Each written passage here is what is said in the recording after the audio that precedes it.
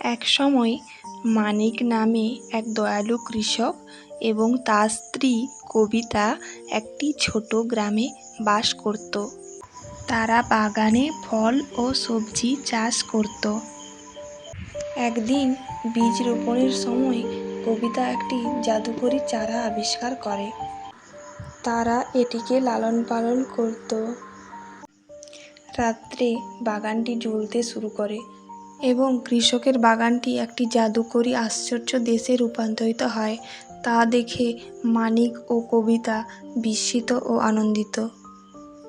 জাদুর বাগানের খবর ছড়িয়ে পড়ার সাথে সাথে গ্রামের শিশুরা ঘুরে বেড়াতে এবং খেলতে আসে। মানিক ও কবিতা তাদের উন্মুক্ত বাহুতে স্বাগত জানায়। জাদু বাগানের খবর চারিদিকে ছড়িয়ে পড়ে। চাষির এই জাদু বাগানের খবর শুনে এক জাদুকর তা শুনে মনে মনে বলে, চাষি কিভাবে এই বাগানের মালিক হতে পারে? সে তো চাষি, চাষ করবে। এসব জাদুবিদ্যা আমার কাজ, কেবলমাত্র আমিই তার মালিক হতে পারি। এই ভেবে সে জাদু বাগান দেখতে গেল।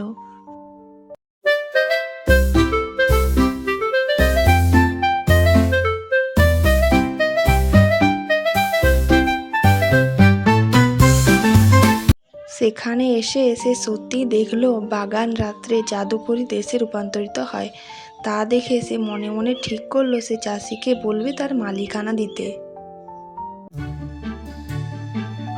জাদুকর মানিক ও কবিতার বাড়ি গেল।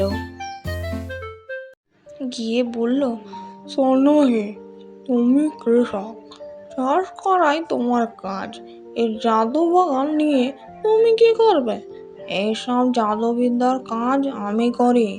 তুমি আমাকে তোমার বাগান দিয়ে দাও। এই শুনে চাষি বলল, তা কি করে সম্ভব? এই বাগান তো আমার, আর তাছাড়া এখানে ছেলে মেয়েরা খেলা করে। নানা জায়গা থেকে লোকজন আসে আমার জাদু বাগান দেখতে। আমি তা দিতে পারবো না।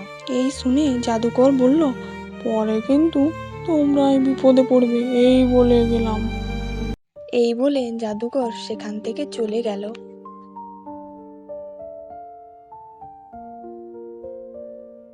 সব শুনে কবিতা বলল, কি হবে এখন? জাদুকরের চোখ পড়েছে ওই বাগানে। সে কি ক্ষতি করবে আমাদের, কে জানে। মানিক বলল, তুমি ভয় পেও না, গ্রামের সবাই আছে, জাদুকর কিচ্ছু করতে পারবে না। আর ওটা জাদু বাগান, কিছু করে দেখোই না কি হয়। একদিন রাত্রে জাদুকর সেই বাগানে গেল।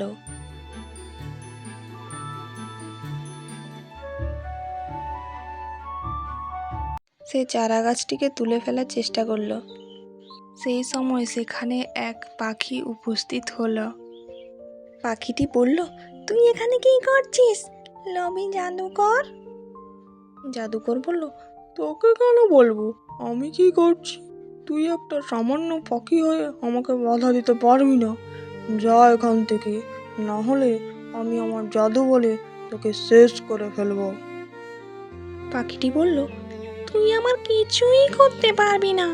তুই চলে যা এখান থেকে, না হলে তুই তোর পাপের শাস্তি পাবি। জাদুকর বলল, আমি ওই জমির মালিক হব, না হলে এই বাগান আমি ধ্বংস করে দেব। পাখিটি বলল, তুই তা পারবি না। এই বলে পাখিটি জাদুকরকে আঘাত করলো এবং জাদুকর মারা গেল। মানিক ও কবিতা বাগানে গিয়ে দেখলো জাদুকরের নিথর দেহ পড়ে আছে বাগানে। তা দেখে তারা বাড়ি ফিরে গেল। তারা বুঝতে পারলো যে জাদুকর নিশ্চয়ই এই বাগানের কোনো ক্ষতি করতে এসেছিল, তাই তার এই অবস্থা। তারপর মানিক সভা ডেকে গ্রামের সকলকে সব কথা খুলে বলল।